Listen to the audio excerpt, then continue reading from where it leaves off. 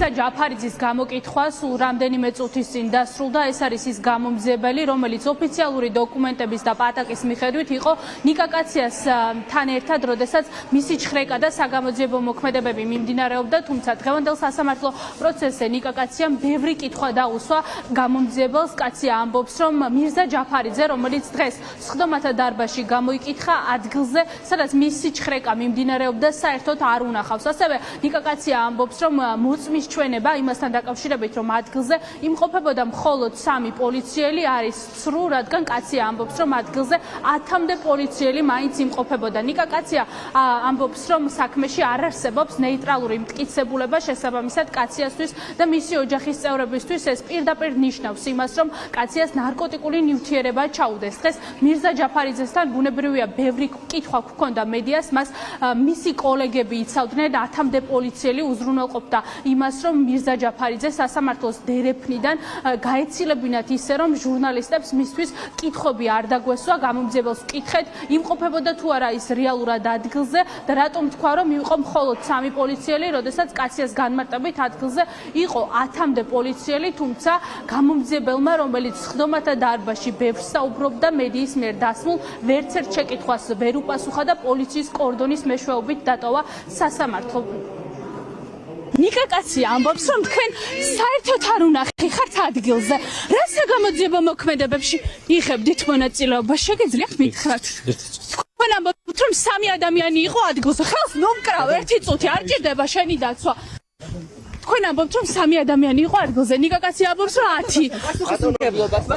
სასამართლოს გადაწყვეტილებას მოწმემ არსებითაც აწინააღმდეგო ჩვენება მისცა იმ საქმეში წარმოდგენილ მტკიცებულებებთან მიმართებაში, რომელიც ბრალდების მხარეს წარმოადგენს ნიკოლოზ კაციას ბრალდებასთან დაკავშირებით. შესაბამისად მოწმის ჩვენებას საბოლოოდ არ არის უთხოვარი და ნიკასაც ჰქონდა უამრავი შეკითხვა მასთან მიმართებაში და ნიკამ განმარტა, რომ ეს პიროვნება არ იმყოფებოდა იმ დღეს იმ პოლიციელთა შორის, რომლებმაც პირადი ჩხრეკა მოახდინეს და შემდგომ დაკავება.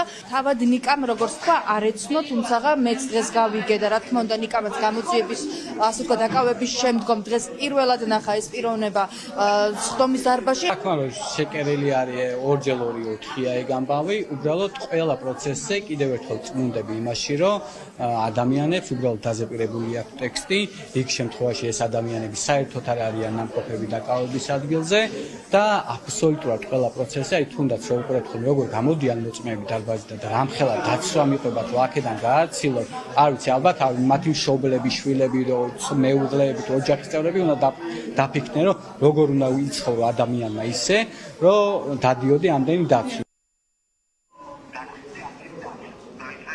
სხდომის გახსნიდან პირველივე წუთებში ნიკა კაციამ სოლიდარობა გამოუცხადა მათე დევიძეს და უთხრა, რომ მისი ნავი არ დაიძირება, ამიტომ ყველა გააგრძელებს ბრძოლას იმისთვის, რომ სინდისის პატიმრები გათავისუფლდნენ, თუმცა მოსამართლე თამარ მჭედლიშვილმა კაციას სიტყვა რამდენჯერმე გააწყვეტინა და როგორც დარბაზში მყოფი მოქალაქეები ამბობენ, მოსამართლე მას დაპირდა, რომ სხდომის ბოლოს მისცემდა ამის შესაძლებლობას, თუმცა სხდომა როდესაც დასრულდა, საბადრაგო სამსახურის თანამშრომლებმა კაცია დარბაზიდან გაიყვანეს, თუმცა ამას როდესაც ხმაური მოყვა, კაცია უკან დააბრუნეს სასამართლო პროცესზე და სინდისის პატიმარმა მოახერხა, რომ მათე დევიზისთვის და სხვა სინდისის პატიმრებისთვის სოლიდარობა გამოეცხადებინა. ნიკა კაციამ ბევრი ისაუბრა დღევანდელ სასამართლო პროცესზე და მის სიტყვას შემდეგ გამოშვებაში შემოგთავაზებთ.